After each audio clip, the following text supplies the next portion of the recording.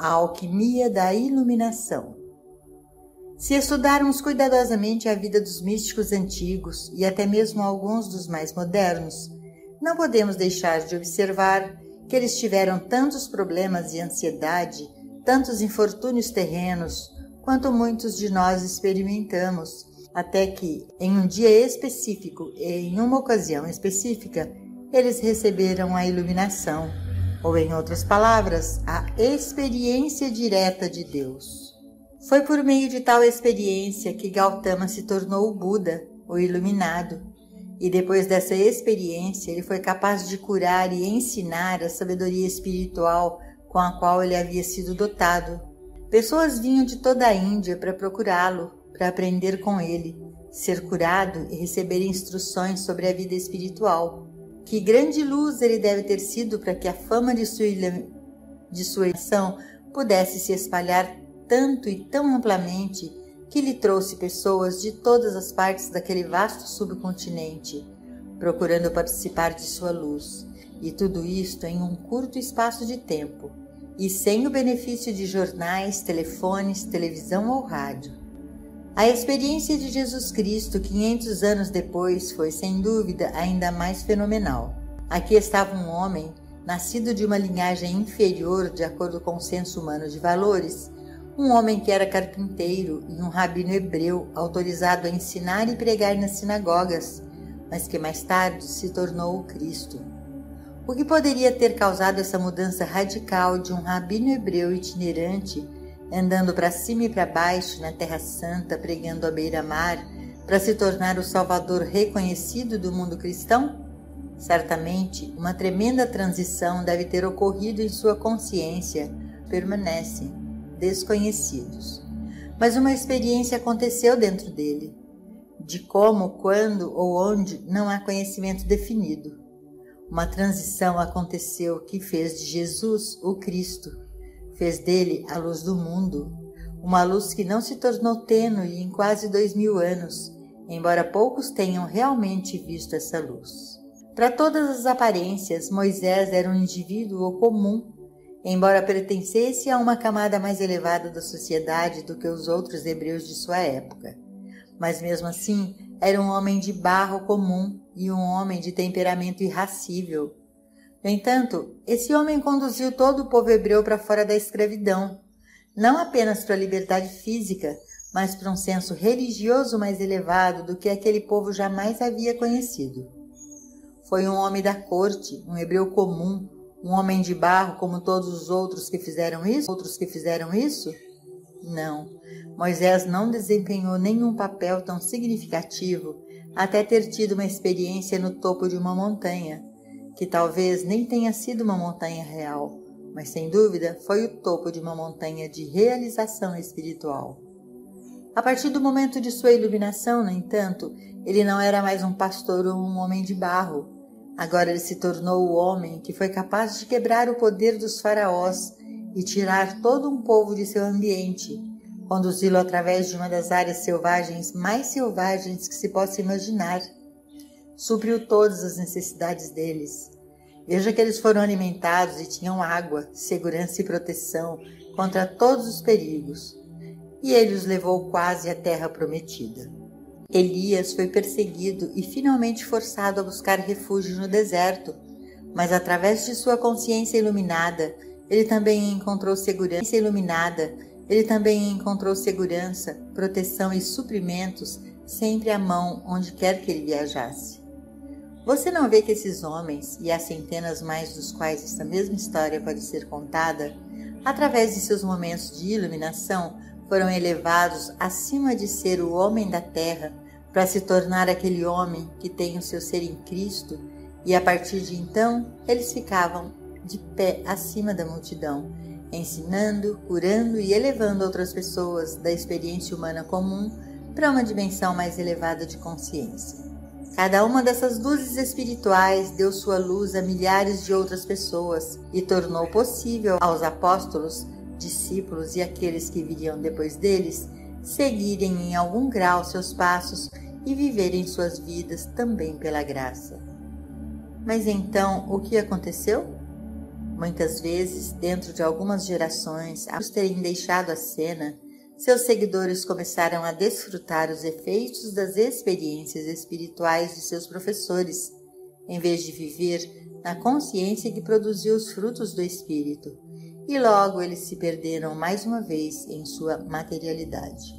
Uma reviravolta é necessária para despertar o homem para fora de sua inércia. A mente humana é entorpecida pela inércia, não tem vontade de pensar, não quer se disciplinar ou ser disciplinada.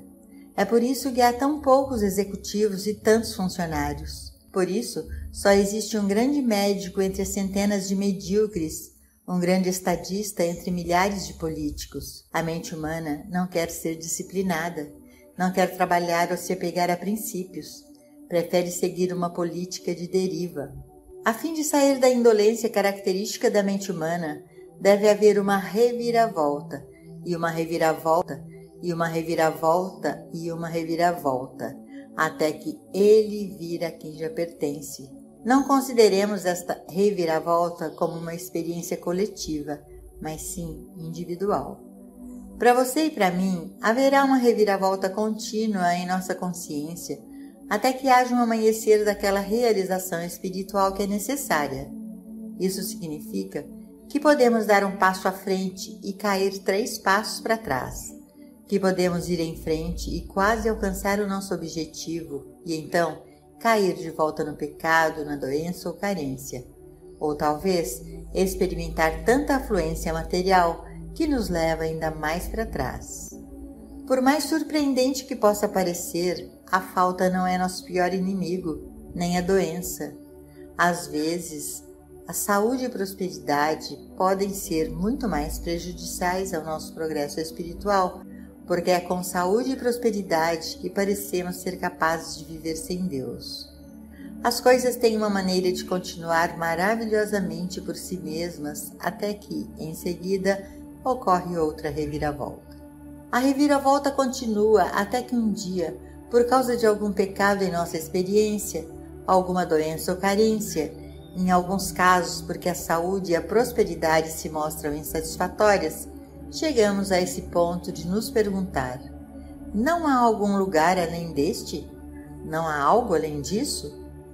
Oh, sim, concordamos apressadamente que acreditamos em Deus e sabemos que existe um Deus, embora não sejamos honestos o suficiente para acrescentar: mas só porque eu tenho medo de não acreditar, por medo do que pode acontecer comigo. Mas essa realmente é a situação em muitos casos, até que o impulso interno e às vezes começa. Realmente faz pouca diferença o caminho escolhido quando a busca começa. Uma pessoa pode começar, se for afortunada, com os mais elevados ensinamentos místicos, ou pode começar com o mais pagão dos ensinamentos religiosos e às vezes até com os ensinamentos ateístas. O rótulo não é importante. O que é importante é que ele tenha a intenção e o desejo de encontrar Deus, de realizar Deus. Com isso como objetivo, independentemente de quantas estradas secundárias ou becos sem saída possam haver, finalmente ele atinge o objetivo. É possível falar sobre Deus e pensar sobre Deus, mas isso não traz Deus para nossa experiência, embora possa ser um prelúdio para a experiência. A oração, o pensamento e o falar, mesmo a leitura sobre Deus, não trarão a experiência de Deus. Deus entra em nossa experiência em um momento de silêncio. Esse momento pode durar apenas um centésimo de segundo, se houver tal medida de tempo, ou pode ser um piscar de olhos, mas ninguém pode saber o dia ou a hora em que o Filho do Homem virá. Naquele 1 segundo, quando a mente humana está quieta, a experiência de Deus vem. É aí que a meditação contemplativa desempenha um papel mais importante, porque a prática da meditação nos leva àquele ponto em que a mente pode ficar quieta.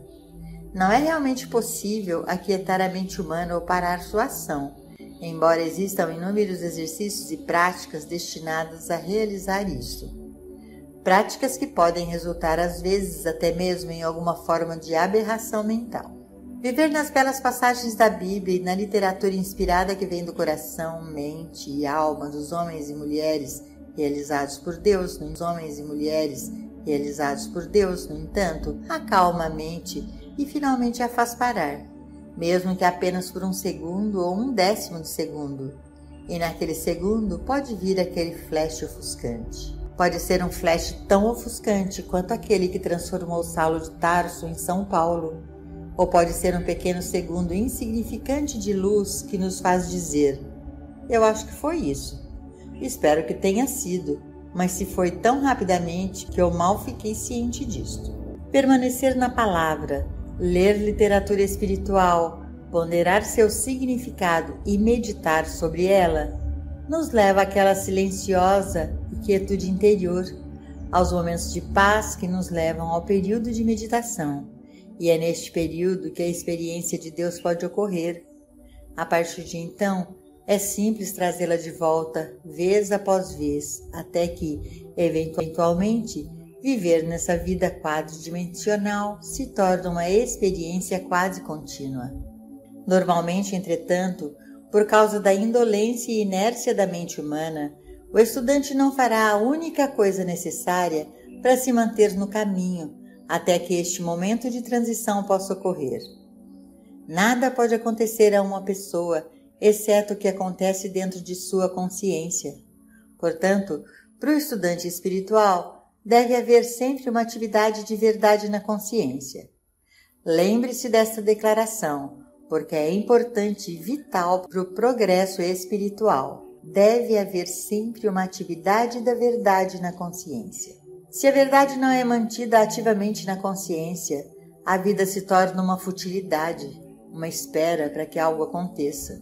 O tão longo e esperado despertar espiritual, o que muitas pessoas desejam, mas para o qual não fazem nenhum esforço para realizá-lo, não acontece, exceto talvez uma vez em 100 anos, ou possivelmente para uma em 1 milhão de pessoas, e mesmo assim, como sabemos pela história de muitos a quem isso teria acontecido, é de nenhum valor, porque veio inesperadamente, sem compreensão e sem qualquer ideia ou conhecimento de como recapturá-lo. Mantenha a verdade ativa na consciência.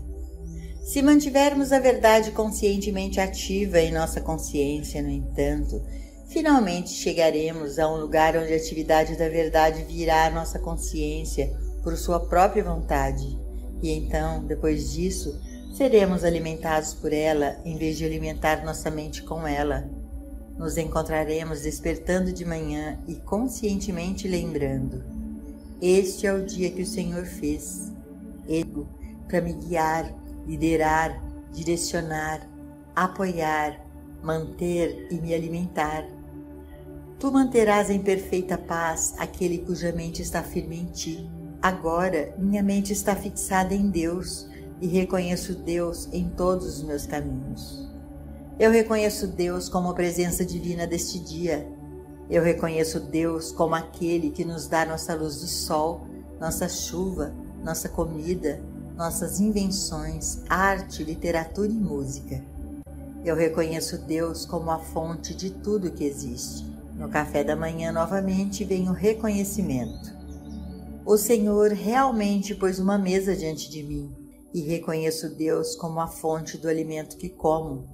Ao sair de casa para os negócios ou qualquer que seja a atividade, em vez de apenas sair pela porta, a verdade deve novamente se tornar ativa na consciência e devemos perceber: Ele vai antes de mim para fazer os lugares tortos retos.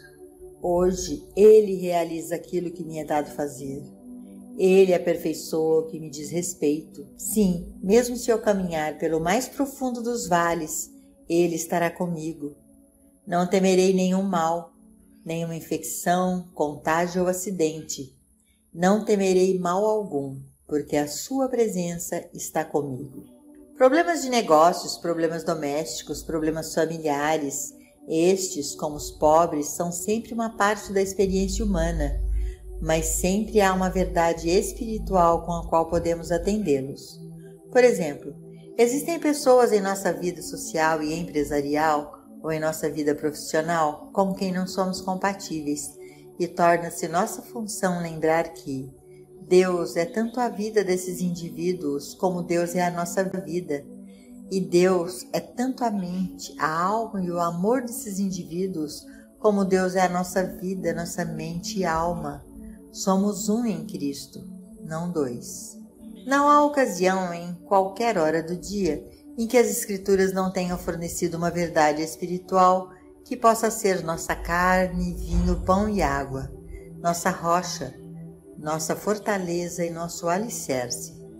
Sempre podemos encontrar refúgio de qualquer fase de discórdia na fortaleza que é a palavra de Deus, e sempre podemos descansar seguros em um alicerce que é construído na palavra de Deus. O grau em que a verdade é mantida ativa na consciência determina não apenas o grau de nossa iluminação espiritual final, mas o tempo dela. Pode ser amanhã, na próxima semana, no próximo mês ou no próximo ano, mas esse momento nós determinamos por quanto tempo a verdade é mantida ou não ativa em nossa consciência. Por 1 hora no domingo, 1 hora todos os dias, 2 ou 3 minutos em cada hora do dia, ou finalmente com quase cada respiração que respiramos.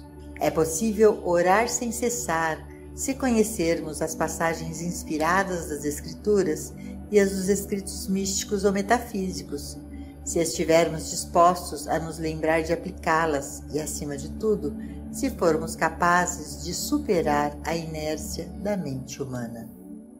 Semear as sementes da verdade em estações de abundância. Isso exige concentração e dedicação para lembrar de não pular da cama pela manhã sem antes dedicar alguns minutos à realização consciente dessas verdades. É preciso muita prática antes de poder sentar-se para a fonte da comida na mesa à sua frente. Hoje, essa mesa pode ser posta no meio de abundância e fartura, mas nunca se sabe quando poderá ser no deserto. Mas onde e como for posta, o mesmo princípio que pode fornecer uma mesa em meio a uma abundância presente, também pode fornecê-lo no deserto, se, mas somente se, tivermos aprendido a permanecer na palavra. É possível experimentar muita discórdia ou desarmonia se estivermos permanecendo na percepção de que Deus está mais perto de nós do que a respiração, que o lugar em que estamos é um solo sagrado, ou que, se fizermos nossa cama no inferno, mesmo lá Deus está? Mas pensem agora na disciplina necessária para permanecer nessas declarações quando não precisamos delas e quando tudo está indo bem. Infelizmente, muitas vezes não nos damos ao trabalho de lembrar dessas garantias quando não temos necessidades delas. Quem precisa pensar em Deus no meio dele quando está andando pela avenida em um dia de sol forte e quando a pior coisa que pode acontecer é um pouco de chuva ou sol líquido? Mas se nos lembrássemos nessas caminhadas que se subirmos ao céu onde estamos agora, Deus está conosco, e que se por acaso formos chamados a caminhar nas profundezas do inferno, Ele estará lá. Então, quando essas experiências desagradáveis surgirem, a consciência estará alerta e pronta para responder com: não temas, eu estou no meio de você e eu sou o poder.